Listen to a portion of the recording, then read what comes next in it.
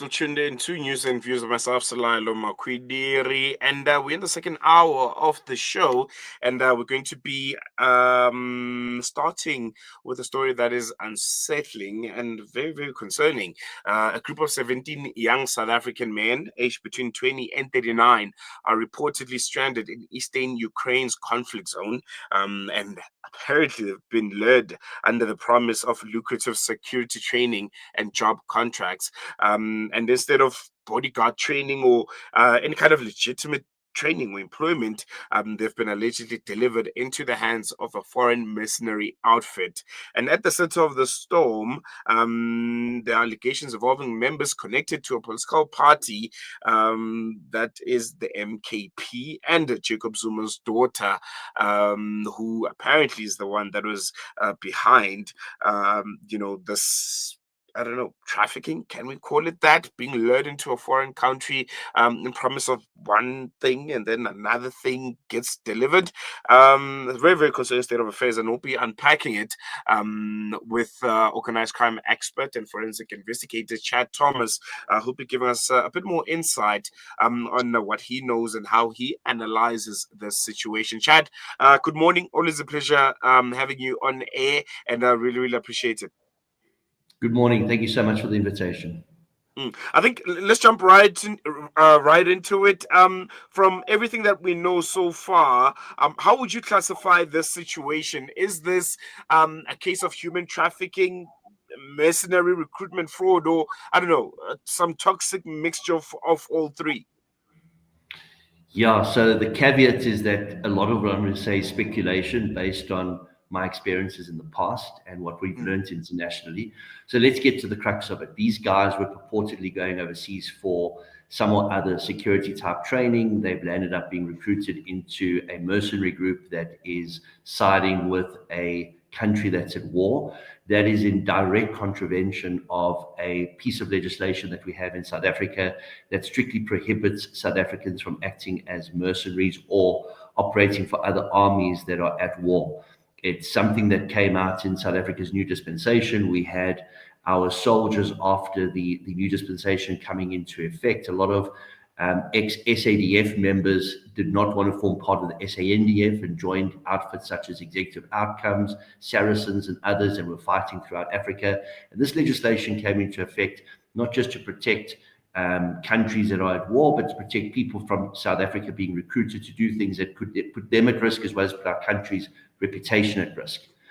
What we saw emerge in America in the early 90s was very interesting. When they had Operation Desert Storm and Desert Shield, after the first invasion of Iraq following the Kuwaiti war, we found that American gangs were sending members of their gangs that hadn't been tattooed, hadn't been identified, the authorities as being gang members.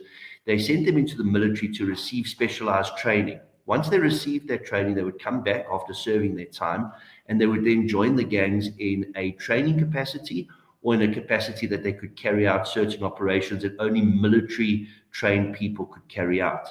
It's a very frightening aspect, if you think about it, that a lot of the gangs in South America, as well as in America, their members have military training. We've always spoken about gangs in South Africa with CRTs, etc., having some or other military type training. We know that our military isn't quite what it was, and when you look at the number of people that were sent overseas, it's not a significant number. They're not going to make any difference in any war. And 17 people coming back to South Africa aren't going to be able to launch a war on their own for anybody. But they will bring back with them skills. They will bring back with them contacts. They will bring back with them a network. And that's where the concern comes in. What was the purpose of sending these guys to get this type of training? Because we can get all kinds of training in South Africa, especially when it comes to close protection. We have CIRA. CIRA doesn't necessarily accept foreign training. We have our own training standards in South Africa. So why would they send these individuals for military training? What is the agenda, and was it a nefarious agenda at that? And I think that's very, very important to note, because there are suggestions that this could be, for another nefarious reason, being that the MKP, the MK party, wants a military wing of some sort. Would this be a more plausible explanation, considering the current state of affairs in the country, also, and not knowing just how many more have been sent out and how many have returned from other different parts of the world to South Africa? So again, there's a caveat because I don't know the individuals that were recruited, but if they were of a certain type of caliber, if they had leadership qualities, it would make sense to send 17 people that can further equip themselves with skills that they can then impart to others and transfer to others when they come home.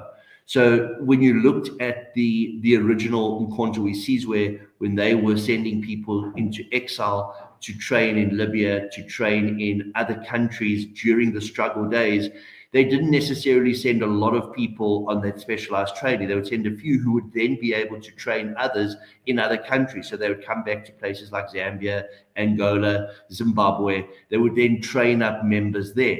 So it's a very interesting dynamic, because those 17 can't form a military wing on their own. It's a minute amount of individuals, but the skills they learn, they could necessarily transfer to others.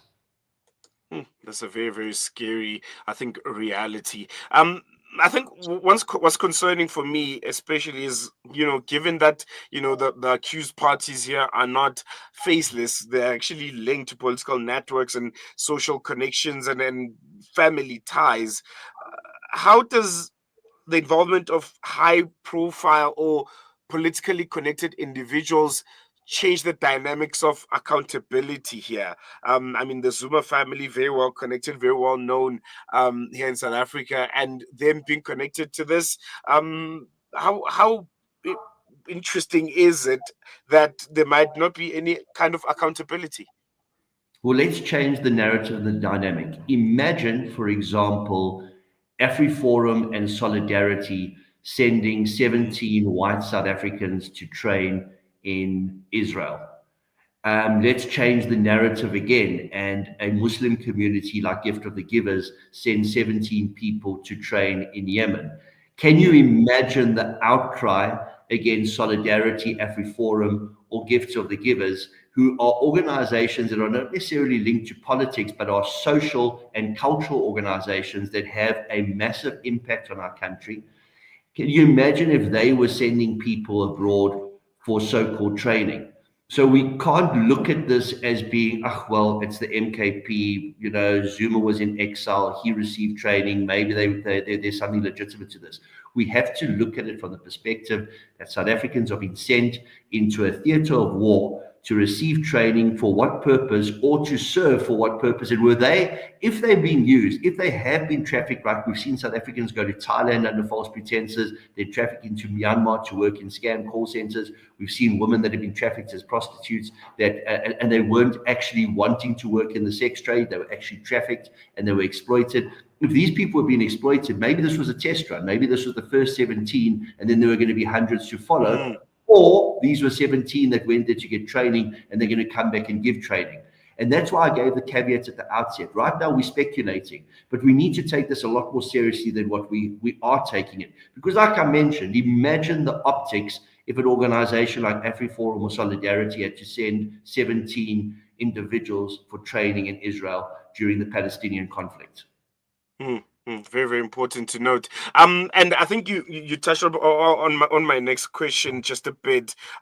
From a broader perspective, how does this particular scandal shine a light on organized crime trends in South Africa, especially as you mentioned, regarding exploitation and trafficking of vulnerable young men and women into foreign countries, whether it's in foreign conflicts, or is to be sex trafficked, or slave labor of some kind?